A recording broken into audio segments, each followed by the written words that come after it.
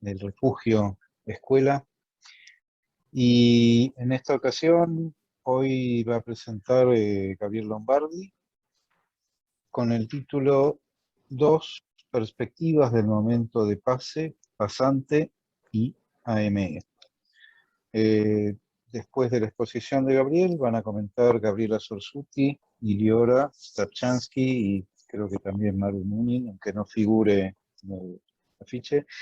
Y después, bueno, obviamente abriremos la conversación. Así que cuando quieras, Gabriel, empezamos. Bueno, buenas noches. Me pareció interesante en este momento del desarrollo de nuestra experiencia de escuela volver un poco sobre estas dos perspectivas tan distintas, ¿no? La perspectiva del pasante, que es alguien que, bueno, se supone que está cerca del final de su análisis o que ya lo ha concluido y que tiene ganas de testimoniar acerca de cómo un resultado o una consecuencia o una posteriori simplemente de su experiencia analítica le ha permitido acceder o renovar o encontrarse con el deseo del analista. Esa es la perspectiva que propone Lacan desde el 1967, por lo menos, en la bien conocida proposición del 9 de octubre. A ver, voy a poner otro modo de visualización. Perdón. Esa es la perspectiva que él propone en ese momento. El pase del que hoy hablamos tanto, que es tan renombrado entre nosotros, remanido, hablamos muchísimo del tema, al punto que muchos ya estamos un poco aburridos de hablar de eso.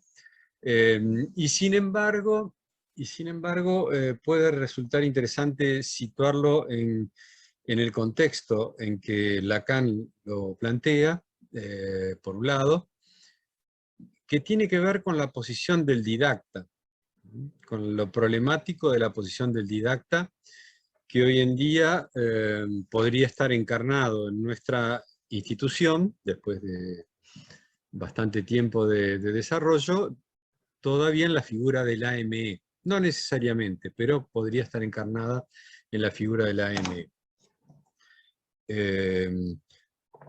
Les recuerdo que la particularidad que tiene la reglamentación de nuestra escuela es que somos los AME, los que hemos alguna vez sido designados AME, los que tenemos la posibilidad de designar pasadores. O sea, los que reciben el testimonio del pasante, los que reciben el testimonio de quien se propuso dar cuenta de su encuentro con el deseo analista a partir de su propia experiencia de análisis como analizante, ¿no? Entonces, el AM viene a figurar una suerte de repetición, en cierto sentido, del didacta, ¿no? En la medida en que se espera de él justamente que designe pasadores, pero de un modo particular, porque no era lo que se le proponía a los didactas en la IPA en la época de Lacan. Es algo bastante particular, bastante difícil de entender en algún sentido, e incluso bastante difícil de entender para los propios AME de nuestra escuela, porque hay muchos AME, un porcentaje bastante alto, habiendo estado 2 veces en el Consejo Internacional de la Garantía, sé que hay un porcentaje bastante alto de AME que nunca proponen un pasador, que nunca designan un pasador, ¿no? Por distintas razones. En fin, luego podemos hablar de eso. Entonces esta figura del AME es la de un supuesto analista que ha llevado hasta cierto momento, tal vez hasta el final, el análisis de un analizante, lo ha acompañado, lo ha ayudado a elaborarlo, y en determinado momento se le ocurre que él podría ser un pasador, ¿no?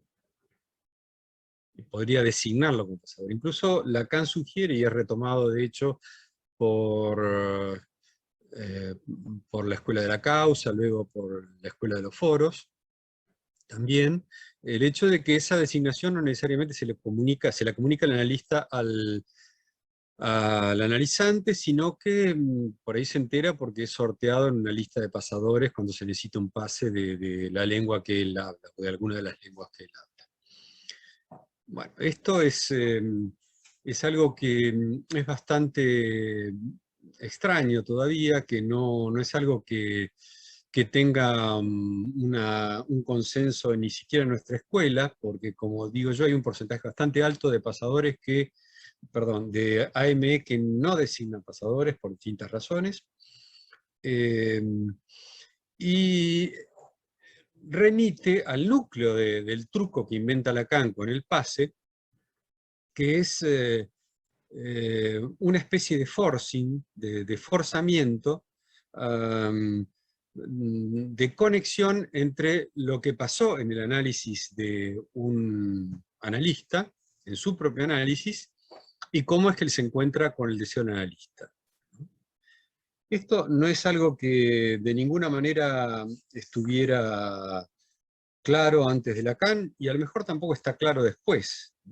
El dispositivo del pase, dice Lacan, lo propone para iluminar, para echar luz, para poner la linterna sobre ese momento de pasaje del analizante a la posición de analista,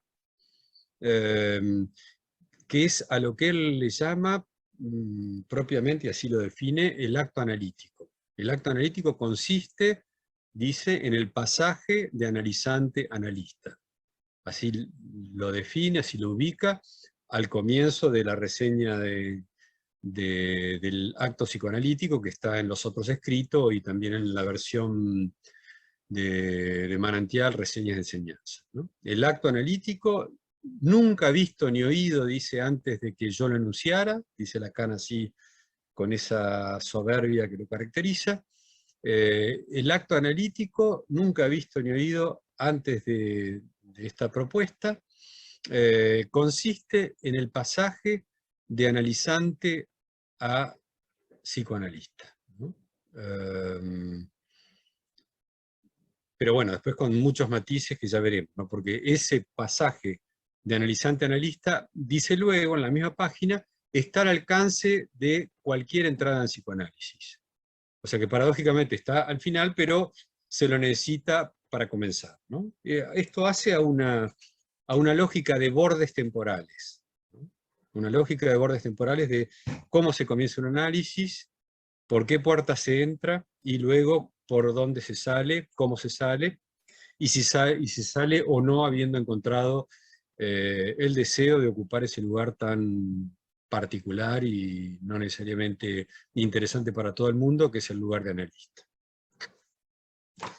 Un poquito de historia previa. En el año 2001, yo estaba interesándome en estas cosas y no entendía bien la propuesta de Lacan, la proposición de Lacan, y entonces me interesé en ver qué se había hecho con la formación de los analistas en otras instituciones, particularmente en la Asociación Psicoanalítica Internacional, donde Lacan procedía, la asociación que había fundado Freud, la más importante, por lo menos en aquel momento del mundo, de formación de analistas, ¿no?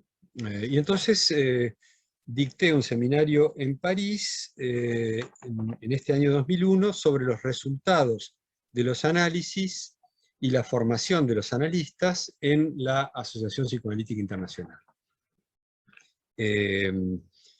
Con dos preguntas, básicamente.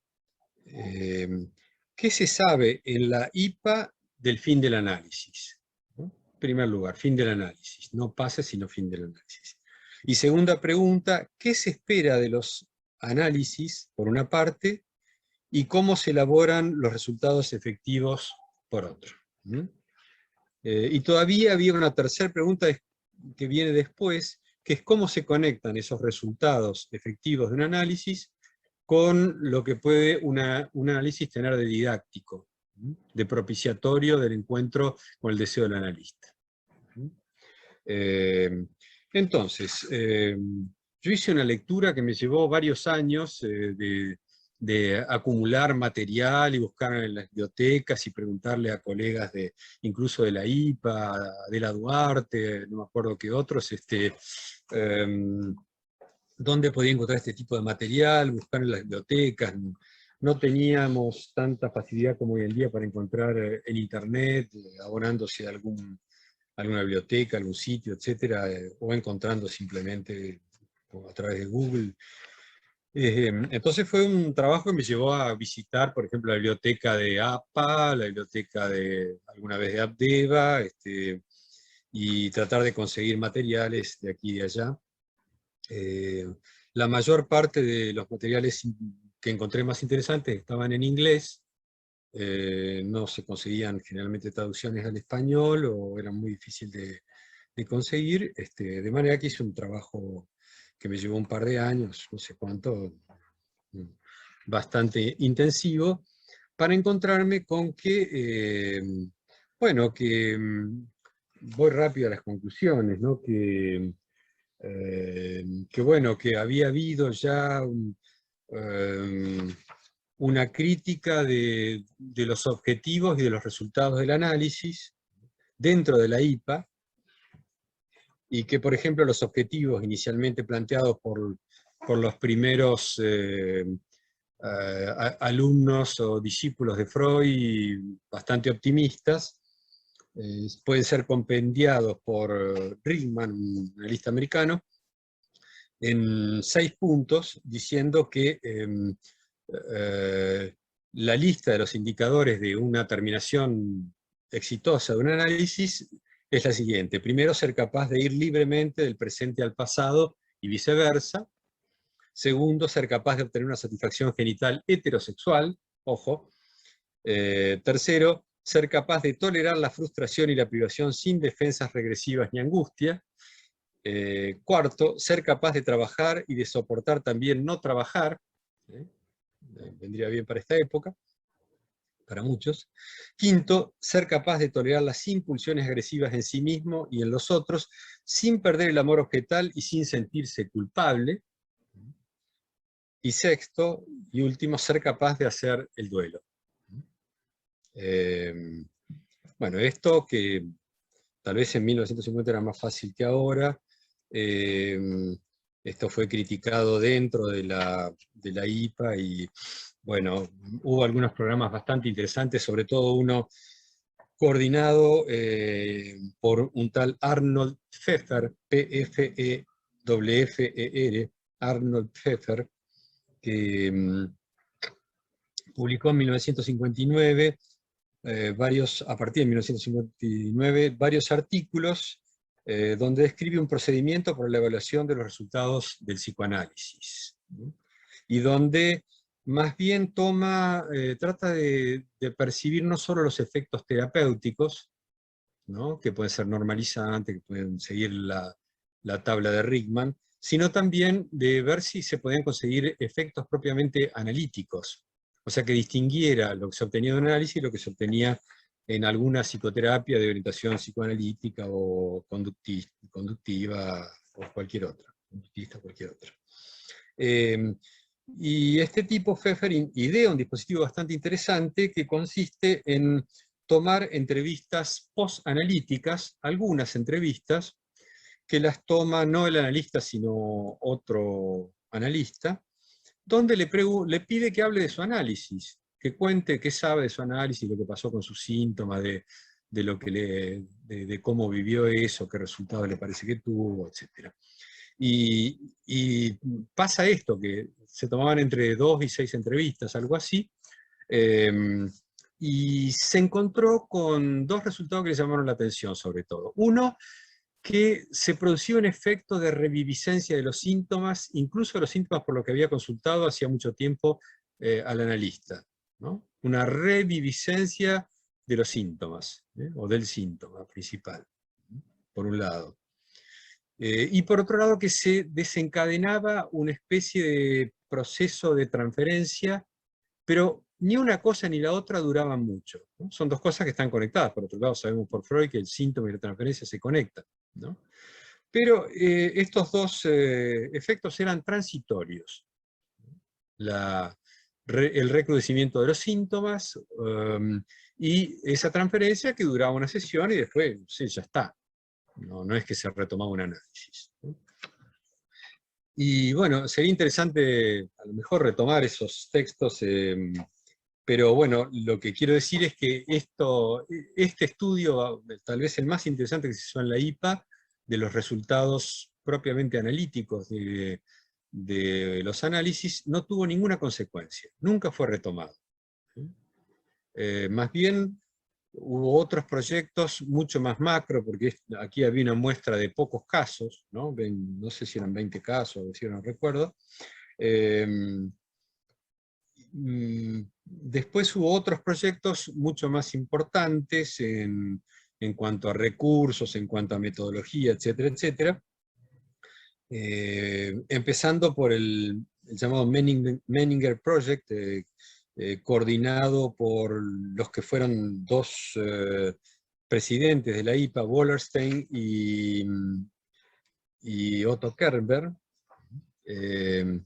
donde, por ejemplo, ya se toma todo lo que se puede averiguar sobre qué pasó en el análisis, tomándole entrevistas al analizado, pero también a gente que lo conoce, a familiares, a la esposa, ¿no? Como para poder evaluar lo más objetivamente posible si es que hubo resultados y qué resultados hubo, ¿no?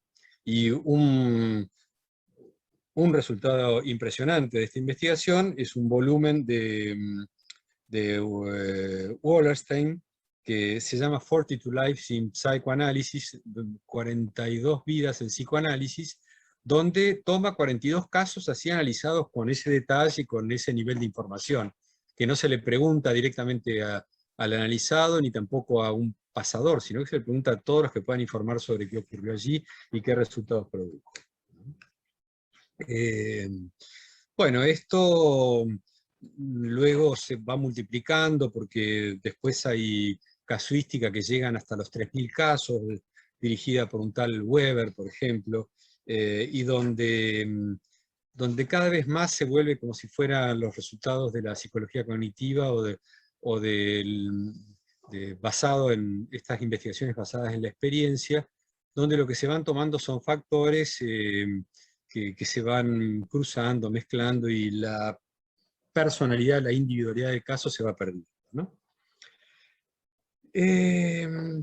Lo más notable de todos los estudios grandes que se hicieron a partir de Wallerstein y Kerber, Weber, etc., incluso, bueno, hay Schaeffer, hay muchos otros autores que han hecho grandes estudios, lo más notable es que a nadie se le ocurre conectar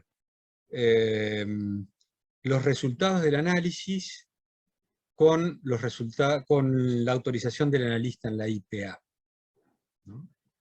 La autorización del analista era algo que tenía que ver con cierta metodología parecida a lo que podría ser los requisitos universitarios, ¿no? Por ejemplo, había que haberse analizado durante cierto número de años, durante cierta cantidad de veces por semana, con ciertos analistas que estaban titulados que eran didactas, y que por lo tanto estaban habilitados como tales, y al cabo de ese proceso y de además haber cumplimentado con cierta cantidad de supervisiones y dispositivos que tenían que ver también con los estudios teóricos, etc., después tomando ese trípode que ya estaba de alguna manera señalado por Freud, y retomado por Eitingon en el estudio en el Instituto de Berlín, después de cumplir con esos requisitos que tenían que ver entonces con el propio análisis, los estudios teóricos y la supervisión, se consideraba que podía ser, alguien se recibía en cierto sentido de analista, podía ejercer con la autorización de algún instituto de la Asociación Psicoanalítica Internacional, ¿no? Por supuesto que esto trae problemas, porque por ejemplo, el propio Balint, que es un referente para Lacan, cuando reseña en su texto formación analítica, Analytic Training and Training Analysis, formación analítica y análisis didáctico sería, dice que habría que ver que hubo 4 periodos en la formación de los analistas. El primero es el que él llama el periodo de la instrucción pura, donde los analistas aprendían a ser psicoanalistas estudiando los textos de Freud o de algunos otros colegas, estudios teóricos. Luego hubo un segundo periodo que era el periodo de la demostración de que esos estudios teóricos tenían algo que ver con la experiencia del análisis, y que eso es ejemplificado por Eitingon, este autor alemán que funda luego, Max Eitingon, que funda el primer instituto psicoanalítico en Berlín, de formación de analistas, y en una carta a Ferenczi, Freud lo resume así: Eitingon está en Viena 2 veces por semana, después de almorzar, viene a pasear conmigo, y durante la marcha hace su análisis, durante el paseo se analiza. Este análisis no dura más de 3 semanas, y luego Eitingon se instala en Berlín. De alguna manera retoma la idea o la pregunta y la idea que Freud se hace en análisis finito, infinito, análisis terminable, interminable, que es ¿y dónde el pobre diablo, die Ärmste, dónde el pobre diablo puede adquirir esta aptitud ideal para ejercer su profesión, la de analista? Por razones prácticas, dice en aquel momento, en 1937, si no recuerdo mal, 38, por razones prácticas este análisis no puede ser sino breve e incompleto. Y alcanza de todas maneras su objetivo si aporta al aprendiz la firme convicción de la existencia del inconsciente, y si le provee, luego de la emergencia del material reprimido, las percepciones de otro modo inconcebibles, percepciones de sí habitualmente no dignas de fe, y si gracias a esa primer muestra le indica la técnica que es la única que ha hecho sus pruebas en la actividad psicoanalítica. Y así entonces el pobre diablo adquiere su aptitud de analista, ¿no? No dice ya la posición de analista, sino la aptitud eventual para ser analista. Se hizo un tramo de propio análisis, ¿no? Bueno, este sería el segundo periodo. Luego viene el que el propio Ferenczi inaugura con Freud, que es el del propio análisis, como un análisis llevado hasta la infinitud, incluso si fuera necesario, ¿no? Es en diálogo con Ferenczi que a Freud se le ocurre, a Ferenczi le ocurre que un análisis podría no terminar nunca, ¿no? El principal argumento esgrimido por Ferenczi era que le parecía insostenible que los pacientes estuvieran mejor analizados que sus analistas. Por lo tanto, los analistas tenían que llevar el análisis hasta sus últimas consecuencias, si es que eso se podía conseguir en vida, ¿no? Ahora, este periodo, señala Balin, lleva casi automáticamente a un cuarto periodo, que es el de una especie de superterapia, así le llaman Balin, supertherapy, ¿no? Que consiste en que los analistas pueden querer analizarse aun cuando hayan terminado sus fines terapéuticos, incluso cuando ya estén autorizados como analistas. Pueden querer continuar analizándose. Pueden considerar que su análisis no ha concluido por distintas razones. Recuerdo, por ejemplo, en los años 80, un compañero con el que estudiábamos psicoanálisis, que hacía su análisis didáctico con un didacta muy conocido de la IPA, de una de las instituciones de la IPA en Argentina, y que, bueno, con este analista afamado, hacía su análisis didáctico. Pero después tenía otro análisis, al mismo tiempo llevaba otro análisis donde hablaba de él, ¿no? Donde hablaba de él, de su perversión, del hecho de que le gustaban no las mujeres sino los varones, que tenía su partener homosexual y además que tenía otras características que no lo hubieran avalado en ese momento en la IPA como para conseguir el título de analista, ¿no? De manera que había esa posibilidad de otra terapia, de otro análisis, que fuera, ¿cómo decirle?, ultraterapéutico o ultradidáctico, ¿no? Que vaya más allá de los objetivos previstos por los institutos de formación de analistas. Bueno,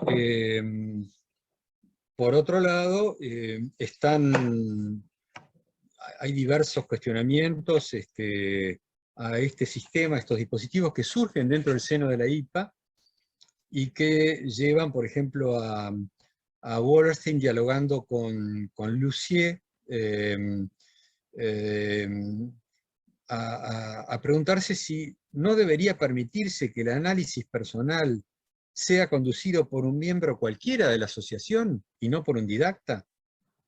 O sea que no necesariamente el análisis de un analista deba estar encorsetado, metido en los dispositivos de la institución. ¿No podría ser algo que esté apartado del programa de enseñanza de la institución? Y luego viene crápula, es una especie de crápula de Otto Kerber, que él hace una especie de autocrítica de la IPA, mostrando él todos los déficits de la formación en la IPA, para hacer de alguna manera, para jeopardizar la cosa, para mostrar que todo esto estaba muy mal, pero que no se podía cambiar nada, ¿no? Y dentro de las cosas que señala, dice que lo que se produce en la IPA es la infantilización del candidato, el aislamiento científico y la ignorancia, porque solamente se estudian ciertas cosas. A lo mejor estas cosas siguen pasando en otras instituciones, ¿no? La actitud irresponsable de los institutos respecto de la experiencia didáctica de los candidatos. Actitud irresponsable de los institutos respecto de la experiencia didáctica de los candidatos. Esto es evidente en toda la literatura. El autoritarismo arbitrario de parte de los jerarcas o de la élite de didactas, por ejemplo. La denegación de la realidad social exterior y de sus efectos sobre la educación analítica, porque hay institutos, dice Kerber, que no tienen consideración respecto de la economía de los candidatos, que a lo mejor no pueden pagar 4 sesiones por semana. En aquel momento, lo decían algunos analistas de la IPA, que cada año, cada tramo de análisis podía costar un departamento, ¿no? Había que pagar mucho, ¿no? Eran muy caros los análisis. 4 veces por semana, además 50 minutos de duración, etcétera, etcétera, ¿no? De un modo irresponsable, entonces dice, no ayudan al cuerpo de candidatos, o la expresión en inglés candidatas a body, a los candidatos como un cuerpo, a obtener pacientes, ¿no? De manera que es algo así como que los que ya están instalados arman un grupo de élite que ya tienen la clientela asegurada, y los que no forman parte de ese grupo de élite no consiguen candidatos y además siguen con la matriz de la pobreza que podríamos denunciar en determinados sistemas políticos o institucionales también. Bien, es en este contexto donde aparece la propuesta de Lacan de decir, bueno, por empezar, sería interesante conectar los resultados de los análisis con la formación de los analistas. Y en segundo lugar, a lo mejor, porque hay algo que no mencioné, pero que encontré como una perla dentro de estas lecturas, que es un tal Harold Bloom, no con doble O como el Blom, como el maravilloso crítico literario americano, sino con U, Bloom, que también es alguien que vive en la costa este de los Estados Unidos, pero es psicoanalista, y dice que en verdad él sospecha que el didacta no está en condiciones de analizar y de entender la fase de separación de los análisis, la fase de duelo y terminación de los análisis. ¿No? Que hay algo de su posición que haría obstáculo a eso, ¿no?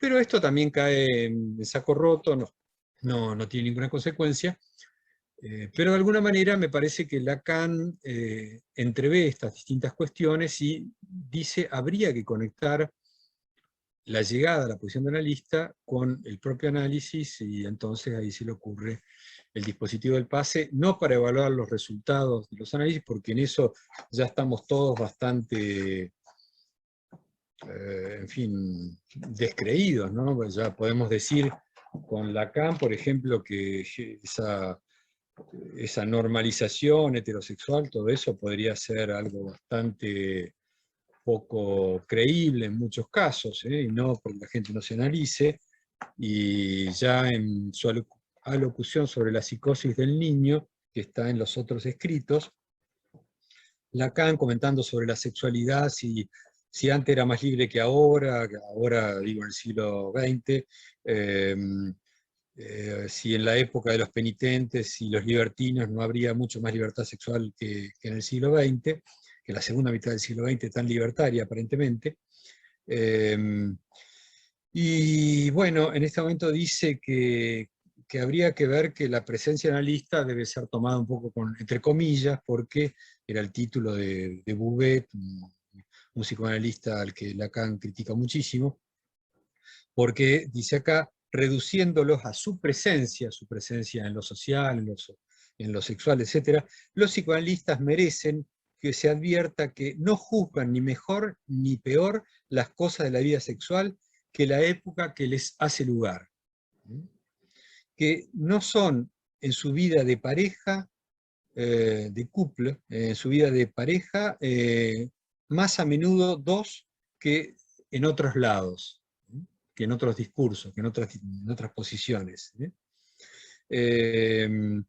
Y que eso no molesta para nada a su profesión, el hecho de que estén en pareja, no estén en pareja, qué tipo de pareja, etc., puesto que una tal pareja, pair en francés, un tal par, más que pareja, un tal par, un tal dos, no tiene nada que hacer en el acto analítico.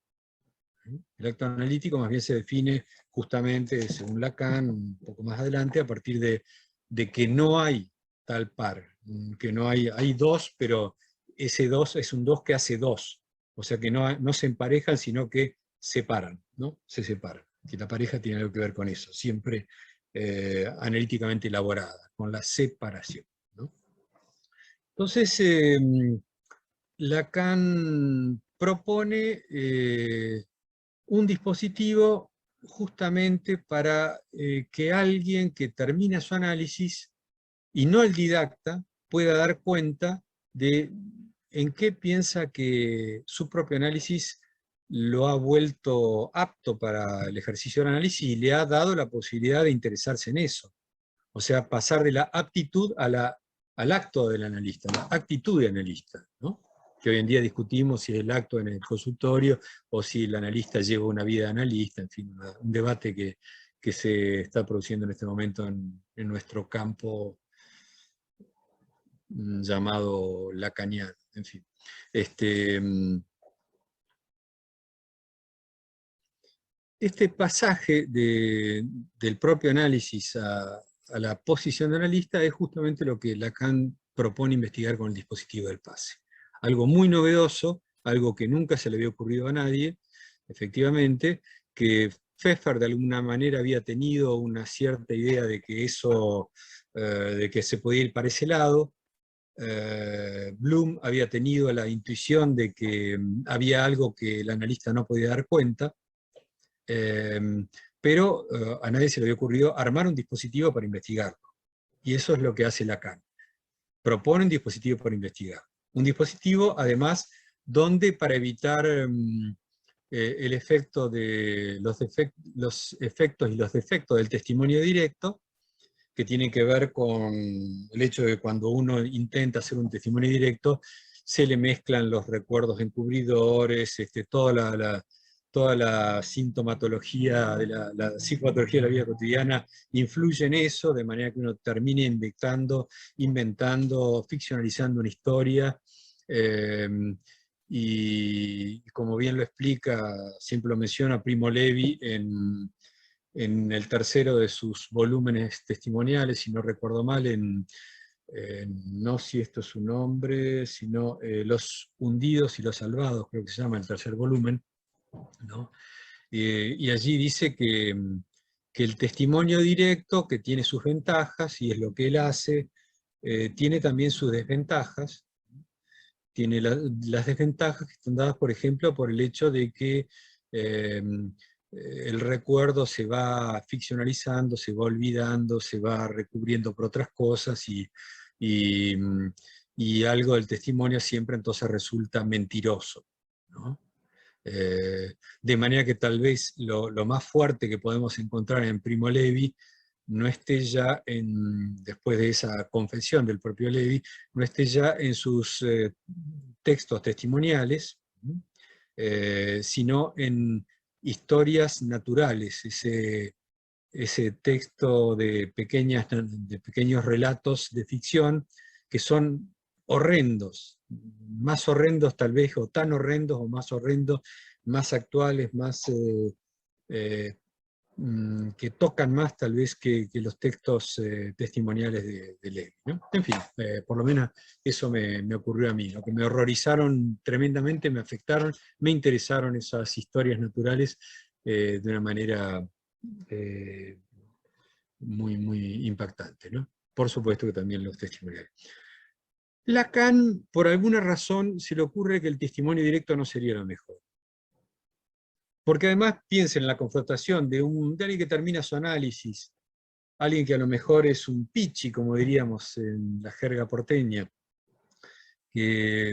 o que va a decir, bueno, yo me autorizo mi propia experiencia partiendo de tales o cuales síntomas, y contar al analista que a lo mejor no es de los mejor reputados por el jurado que le toca, vengo a testimoniar de cómo yo llegué a encontrarme con... Bueno, podría ser que eso se transforme en una especie de examen, de instancia universitaria, de confrontación de un sujeto que termina su análisis con un jurado, como si fuera la defensa de una tesis, una tesina, etcétera, etcétera, con algo que además no tiene siquiera la preparación universitaria, ¿no? Que permite, bueno, cuando uno va a rendir un trabajo de tesis, a defender una tesis, más o menos ya ha hecho algunos cursos que le han indicado cómo es el método, los procedimientos, la secuencia, la pregunta de investigación, el estado del arte, las hipótesis, la metodología, bla, bla, bla.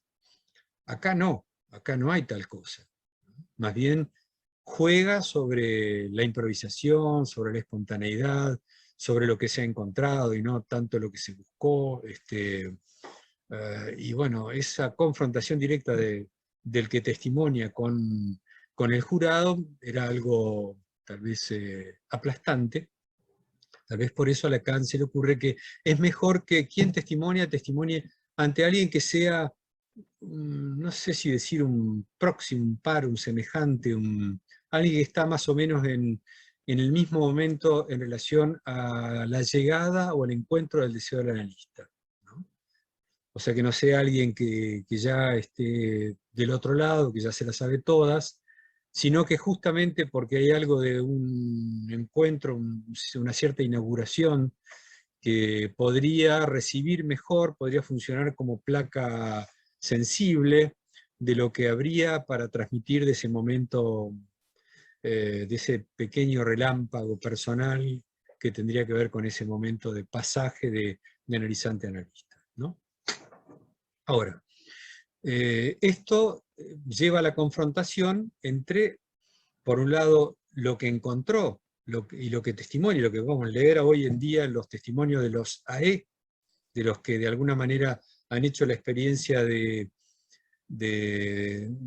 análisis, luego del pase, y han tenido la gracia, la suerte de ser de alguna manera escuchados primero por los pasadores y luego por el cártel, como decimos ahora, para evitar el término jury, que Lacan usaba, el término jurado. los que han tenido la suerte, decía, de pasar esa y ser encima reconocidos o designados, nominados, nombrados con el título de analista de la escuela,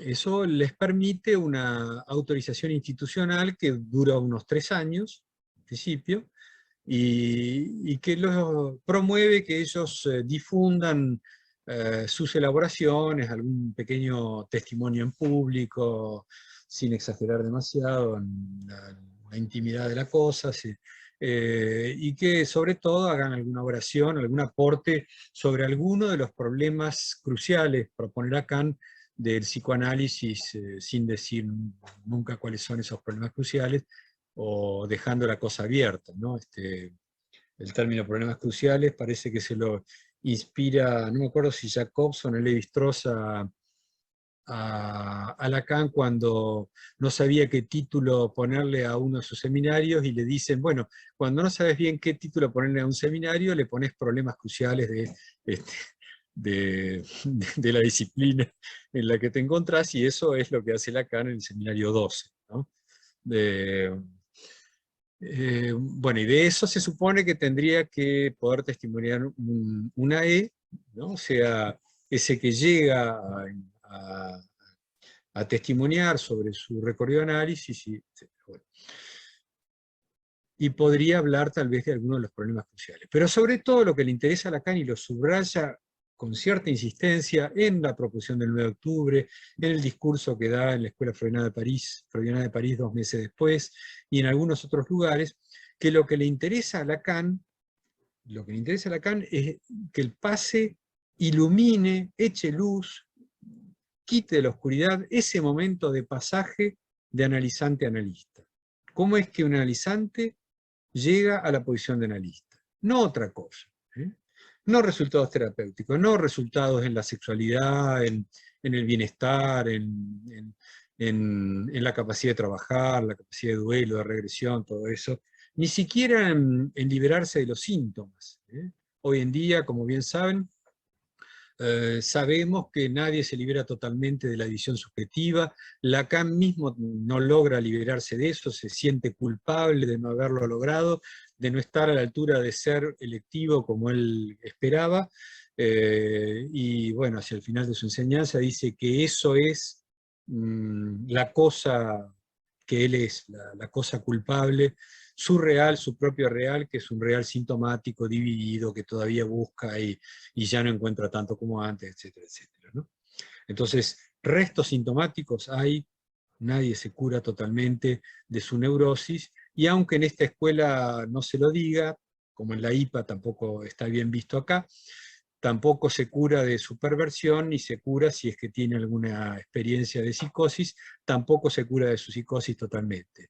Sigue con esa posibilidad de sintomatización, aun cuando de eso mucho no se puede hablar, porque bueno, también acá en nuestra escuela hay una especie de divorcio, no entre la experiencia del análisis y el pase, podríamos decir, pero sí entre la historia del síntoma y lo que se recoge, el término que usa Lacan es recueillir, lo que se cosecha, lo que se recoge en la experiencia del pase, ¿no? Como si el pase no fuera una instancia clínica, que se puede conectar con la clínica, ¿no? En fin, Lacan dice que, Lacan reserva el término Verleugnung, o sea, el término se puede traducir como renegación, denegación, en fin. Él nunca la usa, por ejemplo, para la perversión, ni para la escisión del yo en el proceso de defensa, eh, sino que la usa específicamente para lo que le pasa al analista con su acto. A lo que le pasa al analista con su acto, que es su acto está marcado por una Verleumdung, por una renegación, por un no querer saber, no poder dar cuenta de qué pasa, ¿no? Entonces, hay dos polos de abordaje, me parece, y por eso el título que propuse hoy, ¿no? El polo que tiene que ver con quien puede testimoniar porque se encontró con el deseo analista, a lo mejor hace no tanto tiempo, o se reencontró, si es un viejo que se analiza de hace mucho y ahora ha hecho una experiencia renovadora de su encuentro con el deseo del analista, o el deseo del análisis más precisamente.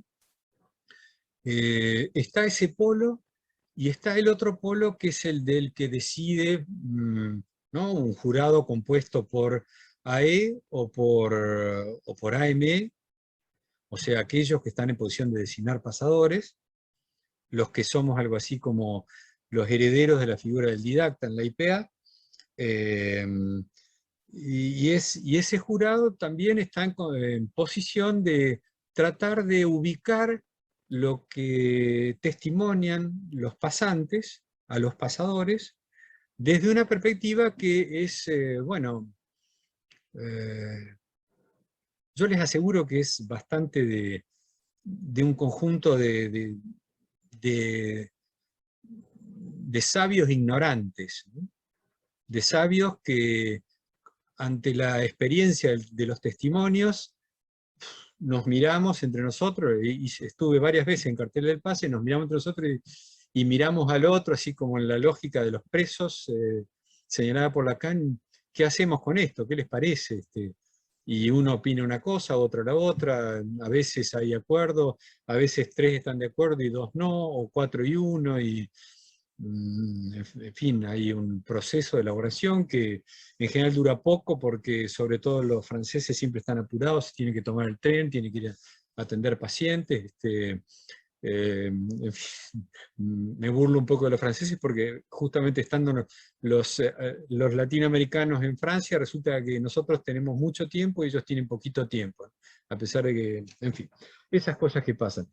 Y ese conjunto de sabios, de resabios, me gusta la palabra resabios porque tiene que ver con el saber y al mismo tiempo con el desecho, ¿no?, de resabios, de residuos del saber, tendrían que poder dar cuenta de algo que justamente es problemático dar cuenta, que es eso que tiene que ver con el acto, con la fase de separación del análisis, con lo que separación tiene, en esa página maravillosa de Posición del Inconsciente de Lacan, lo que separación tiene que ver con darse una posición, darse un estado civil, justamente la posición de analista en este caso, que donde la autorización no viene del otro totalmente, no es sin el otro, el deseo analista no es sin otro, ¿no? Esas tonterías que se dicen por ahí de la época del sin otro, ¿no?, que es cierto, bueno, por un lado no hay otro, pero el otro retorna bajo la forma o de la verdad o del deseo, ¿no? Bajo la forma de la verdad, bajo la forma de lo interesante si retorna en el deseo, o el deseo del otro como interesante, o bajo la forma de la verdad si uno niega la existencia del otro o el deseo del otro. En este entrecruzamiento, y con esto voy a concluir mi speech y darle la palabra a ustedes, voy a comentar esa nota que Lacan, 7 años después de la aprobación del 9 de octubre, dirige personalmente a aquellos que son susceptibles de designar pasadores, o sea, lo que hoy en día llamaríamos los AME. Porque solamente los AME en este momento tenemos el derecho en nuestra reglamentación de escuela a designar pasadores. Cosa que se podría revisar. Y Lacan les manda esta nota bastante enigmática, en la que dice: no basta con que un analista crea haber obtenido el fin de un análisis, de un analizante, del analizante que ha llegado a ese momento, a ese término, para que él, el didacta, digamos, por haberlo elaborado, por haberlo ayudado a elaborar, haga de él un pasador. No alcanza con haberlo acompañado hasta el final de su análisis para poder designarlo pasador. Es un poquitito, necesito otra vuelta. No cualquier analizante que haya terminado su análisis o que haya llegado hasta determinado periodo de su análisis, llegaba a cierta elaboración final, no a cualquiera el analista debería, el didacta, digamos, para abreviar, el AME, pueda señalarlo como pasador, pueda incluirlo en el listado de pasadores, pueda proponer que se incluya en el listado.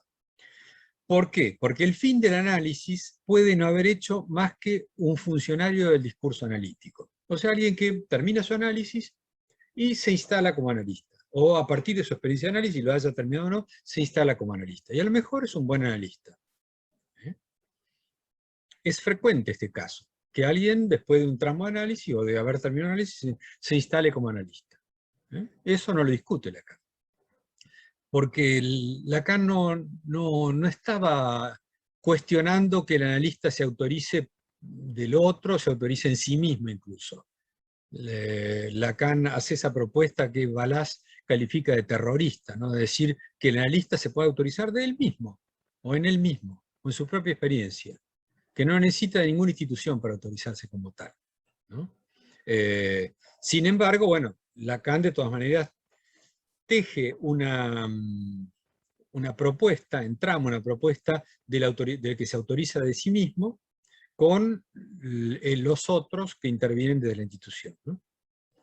Ahora bien, el funcionario, el que se instaló a partir de su propio análisis como analista, no es indigno del pase, tal vez, en el que daría testimonio de sus primeros pases en la función de analista.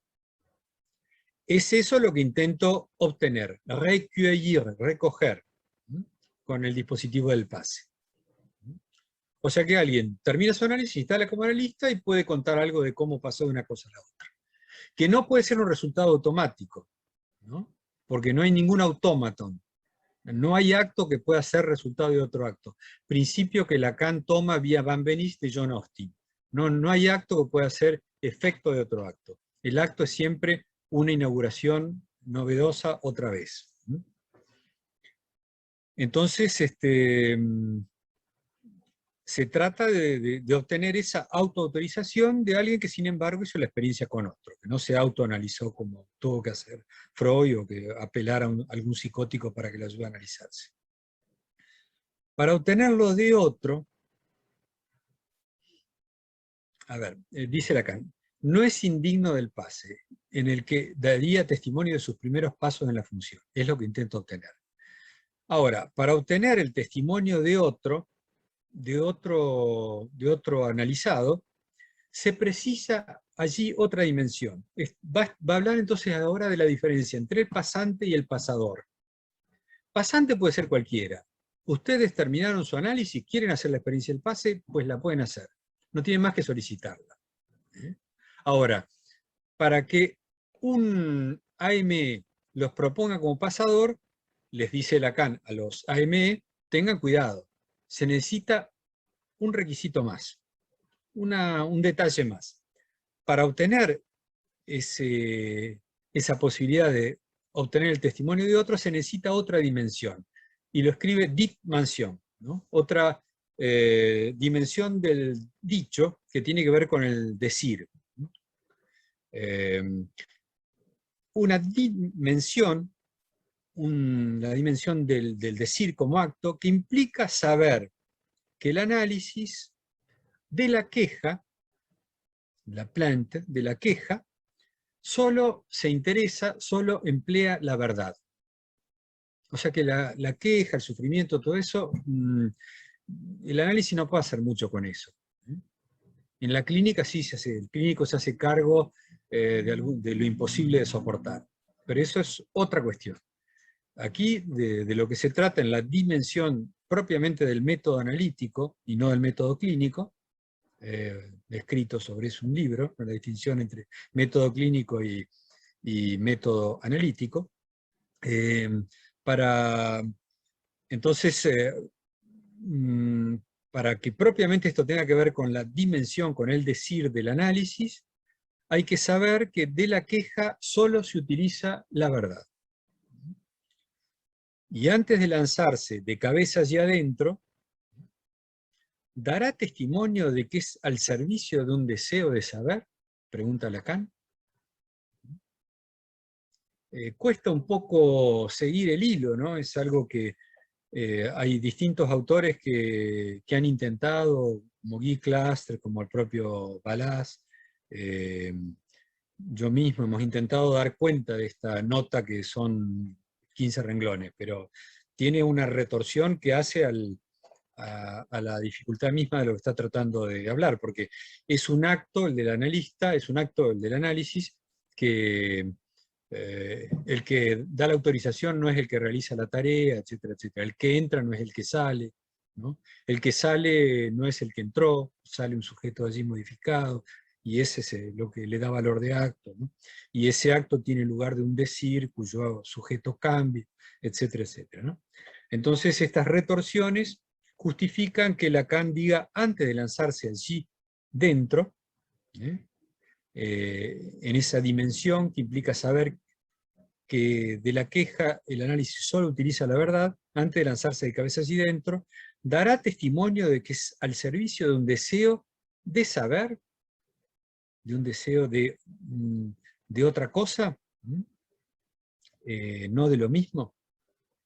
No cualquiera podría al respecto interrogar a otro, no cualquiera podría hacer de pasador de la experiencia de otro, incluso si él mismo está en ello comprometido, incluso si él ya está metido en eso. Entra tal vez en su función sin reconocer lo que lo lleva a ella, ¿no? O sea que la función del pasador es algo que no pasa por el reconocimiento, que más bien se beneficiaría si pasara por fuera del registro del reconocimiento, si pasara por fuera del registro yoico, si pasara por fuera de lo ya sabido, de la doxa, de lo ya establecido, de lo que el cártel del pase ya sabe que tiene que esperar que va a encontrar allí, que tiene que ver con la evolución del propio síntoma, los objetos primordiales, la separación, el duelo, la sexualidad, todas esas cosas, el atravesamiento del fantasma, como se decía, todos esos requisitos, ¿no? Entonces el pasador entra tal vez en su función sin reconocer lo que lo lleva a ella. Hay un riesgo. Ese saber, ¿no? Ese saber al que se aspira con el deseo de saber, al que se llegaría con un deseo, ese saber deberá construirlo no con su yo, sino con su inconsciente. Es decir, el saber que él ha encontrado en su trabajo de análisis, de su propia cosecha, de son cru, dice en francés, de su cosecha, sin elaboración, producto primario. Y que tal vez eso que él ha encontrado no convenga a la localización de otros saberes. A lo mejor en su propio análisis se encontró muchísimo, encontró incluso cómo autorizarse como analista, pero tal vez eso no le sirva para localizar otros saberes. Tal vez eso no le sirva justamente para la función de pasador. De allí la sospecha que a veces le surge al sujeto en ese momento, que tal vez su propia verdad en el análisis, su propio análisis, no ha comparecido. O sea que se ha quejado de muchas cosas, ha hablado de las verdades del otro, de las verdades de lo social, como Dora, las verdades del padre, del señor K, de la señora K, de la moral de la Viena de Francisco José, etcétera, etcétera, pero podría ocurrir que su propia verdad en el análisis no haya comparecido. O sea, el interés, por ejemplo, de Dora en ese cofrecillo que sería el lugar donde para el padre debiera haber encontrado el resultado maravilloso de la elaboración de saber, etcétera, etcétera, ¿no? Podría ocurrir que quien se ha histerizado en su análisis, quien ha hecho su experiencia de análisis, etcétera, llegue en algún momento a desprenderse de sus síntomas, llegue a posibilitar ocupar el lugar de objeto A para propiciar que otro haga el trabajo de sujeto dividido como analizante, pero tal vez sin que su propia verdad haya comparecido en el propio análisis. Siga pensando que, por ejemplo, que la culpa es del otro, que está mal lo que los otros hacen, qué sé yo, en fin, que uno no nació de un repollo, entonces con estos padres, con esta historia, no se puede pretender que uno, en fin, todo eso. Ahora, podría ocurrir que le surja a ese pasador, a ese sujeto, en ese momento, que sospeche que su propia verdad en su análisis no ha comparecido. Eso podría pasarle al pasador o también al pasante. Ahora, para detectar eso, hace falta un pasador. Así termina Lacan. Hace falta un pasador para escuchar esto.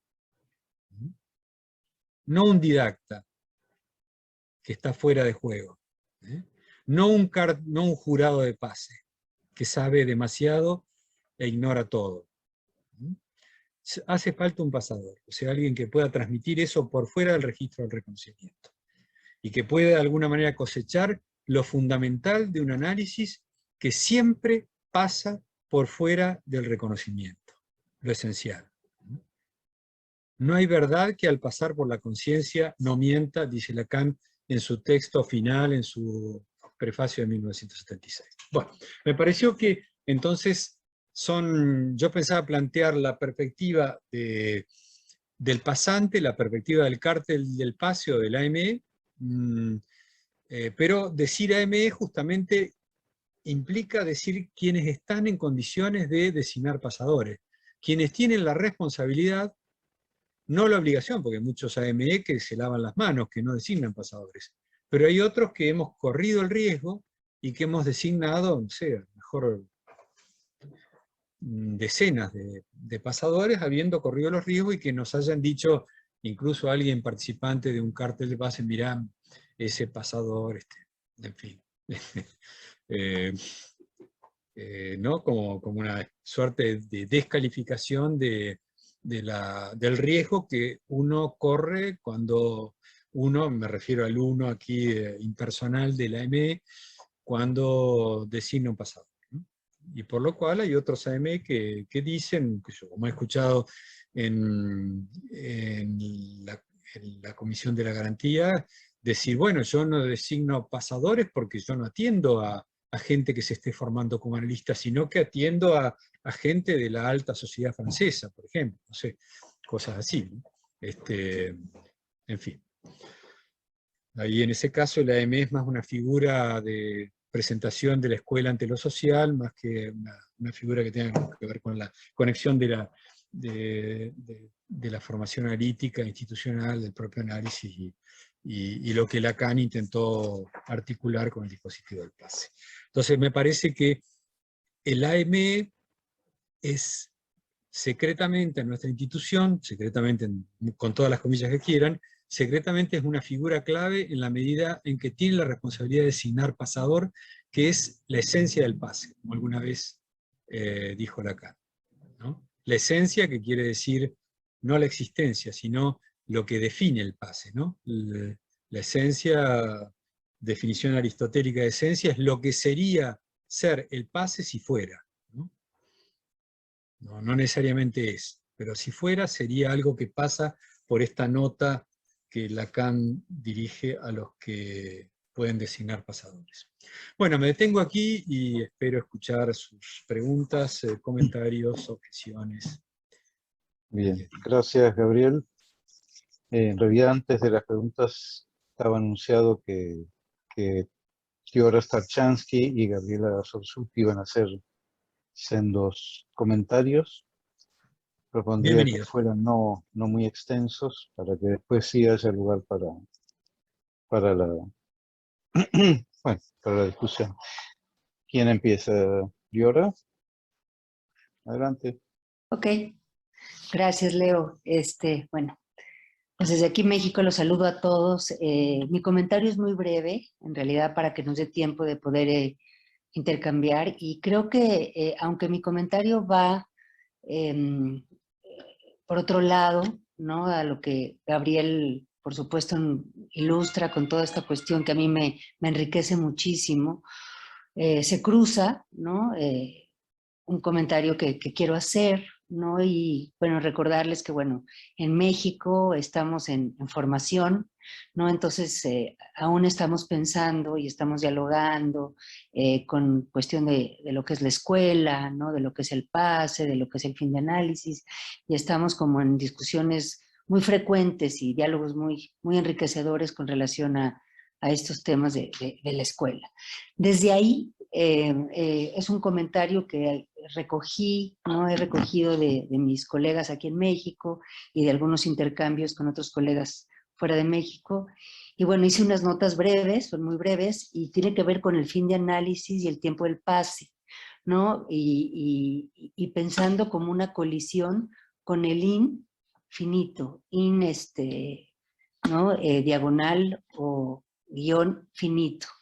Y es una paginita, dice, cuando Lacan propone el dispositivo del pase como una forma de final de análisis, toma distancia de los nombramientos institucionales y de la implementación burocrática de asumirse analista. Es evidente que posicionarse como analista no pasa por obtener una licencia o una cédula, obviamente, puesto que la función analista está relacionada específicamente con el deseo y la presencia del analizante. Esta manera de plantear el análisis y dar cuenta de ello es el tono en cómo el discurso del analista toma distancia de los otros tres discursos, el discurso del amo, el discurso de la histérica y el discurso del saber o el de la universidad. Para Lacan el pase, un poco lo que decía Gabriel, es un intento fallido que da pauta a la praxis del psicoanálisis, donde la palabra, el significante y el acto obviamente instituyen un cambio de posición subjetiva, y en el análisis no hay dos, sino uno y el semblante de objeto A.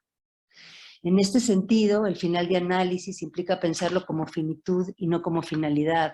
No se trata de un aprendizaje ni de un cambio de hábitos como corrección ética moral en el sentido general del término, tampoco de una elevación de valores morales en cierto contexto histórico y social.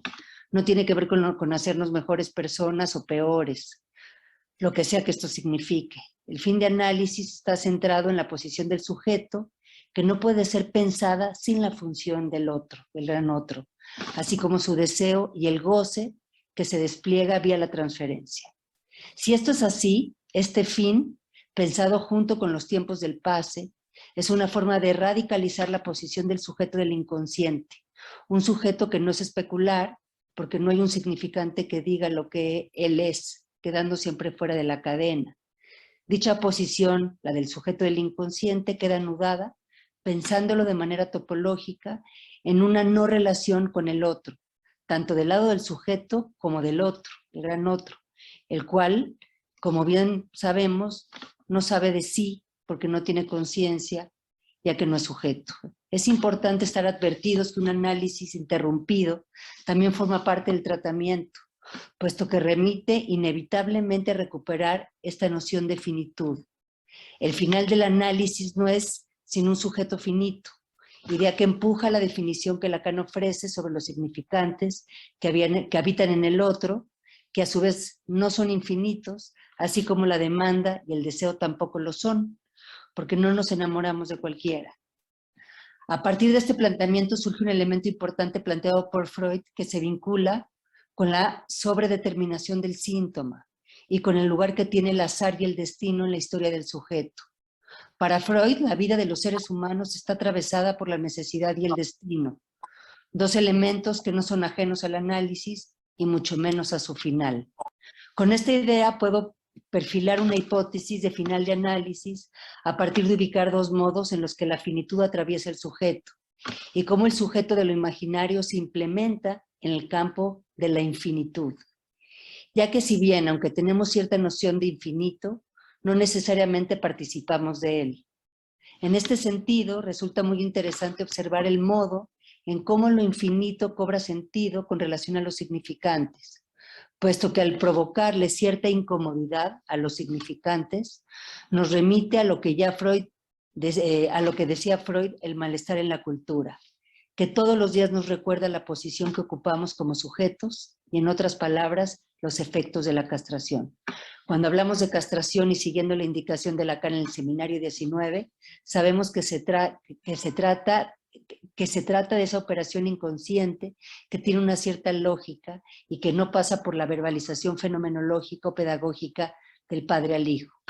En este sentido, si tomamos distancia de la fantasía del complejo de Edipo como opera como articulador estructurante, entendemos que el complejo de castración es el punto de no retorno, en cuyo nudo el sujeto del inconsciente se ve interpelado, no solo por síntomas, sino por el otro, no solo por sus síntomas, sino por el otro y por el otro sexo, que aparecen como alteridad radical de un sujeto vaciado de significado. En este sentido, la hipótesis de Lacan sobre el pase es ver de qué modo, entre otros, el final de análisis interpela al sujeto. Hay una diferencia importante entre lugares y posiciones, ya que ocupar un lugar anuncia un espacio y un tiempo que no colisionan, pero una posición remite al campo topológico donde el tiempo y el lugar pierden a priori y por lo tanto colisionan. Colisión no es un término psicoanalítico ni tampoco lo encontramos en Lacan, pero existen ciertas coordenadas para pensarlo, explicando el modo en que el tiempo y el espacio del yo colapsan, justo cuando desaparece el sujeto del inconsciente. Esta operación de ausencia-presencia es producción del analizante, movimiento del cual el analista puede dar cuenta o no. Ahí es donde la función de semblante de objeto A emerge como resto, caído al final de un análisis. Esta caída de objeto no pertenece al campo del fenómeno, sino que es con respecto a la castración, una articulación lógica. Para finalizar, podemos subrayar un fragmento del texto de Lacan en el que delimita la función y la potencia del psicoanálisis ante el interior y el exterior de la dirección de la cura, y es una cita de Lacan en el discurso en la Escuela Freudiana de París. Pues el psicoanalista, ¿acaso no está siempre a fin de cuentas a merced del psicoanalizante? Y tanto más cuando el psicoanalizante no puede ahorrarle nada si él tropieza como psicoanalista, y si no tropieza, menos todavía. Al menos es lo que nos enseña la experiencia. Lo que no puede ahorrarle es ese de ser con el que está afectado, así como el término a asignar a cada psicoanálisis, y del que me sorprendo al encontrarlo en tantas bocas desde mi proposición como atributo a quien da el golpe, por no ser en el pase connotado, sino una distinción subjetiva, el psicoanalizante. Es un breve comentario que resume un poco lo que hemos dialogado aquí, ¿no? Y que cruza, ¿no? De alguna manera lo que se ha estado hablando. Adelante, Gaby. Muchas gracias, Laura. Sí, adelante, Gabriela Sorsuti. Gracias. Hola. Una es de México, la otra es de Colorado, Estados Unidos. Un par de comentarios de lo que planteabas, Gabriel. Uno del lado más bien de la ME, de lo que imagino que es eso, esa práctica, y el otro más bien del pasador. Porque pensaba, ¿no?, que a nivel de los AME, del lado de la clínica, que podríamos pensar, no sé si del pase, así como la clínica del pase, pero sí la clínica que podría ser efecto del pase en la elaboración de los carteles del pase, ¿no? Si hubiese algo que pasa a la escuela en ese punto y que invita a la AME a esta posición inicial de base de la que hablaba Lacan en el acto de fundación, y tal vez invitando una vez más a un lugar de aprendiz, donde la clínica se pone a la altura de la época, ¿por qué no? ¿No? Pensaba eso por un lado, ¿no? Y una pregunta que me queda, que no sé quiénes eran en ese momento de la nota que comentabas, los susceptibles de designar pasadores, ¿no? ¿Cómo eran susceptibles? A ver, ¿habría alguna cosa institucional que los hacía susceptibles? Esa es una pregunta aparte. Y del otro lado, bien breve, así pasamos a la discusión, me reía un poco porque la palabra, cada vez que yo escribo algo y voy del inglés al español, el autocorrector de la computadora me traduce, ¿no?, pasador, y me pone smuggler, que es contrabandista. y que es realmente, me parece, una traducción que sería muchísimo más acertada, ¿no? Porque de lo que se trata es un poco algo que pasa así, como a contrapelo, a nivel de la experiencia, y que tal vez en el cártel se podría formalizar un poco más, imagino. Tal vez demasiado, imagino. Y por otro lado, pensaba, digamos, en esto que decías del pasador, de que entra en función sin reconocer que está entrando en función, ¿no? Como en una especie de envión que lo toma, digamos, ¿no? Pero sin embargo ahí, y en la nota italiana, donde sí habla, digamos, a los que podrían reconocer esa marca, los que escucharían, ¿no? Un testimonio, y vuelve a hablar ahí de una cuestión de reconocimiento, otra vez, ¿no? ¿Cómo volver sobre esas dos, cómo conectar eso por ahí? Y nada, pasemos a la sala. Es eso, nada más.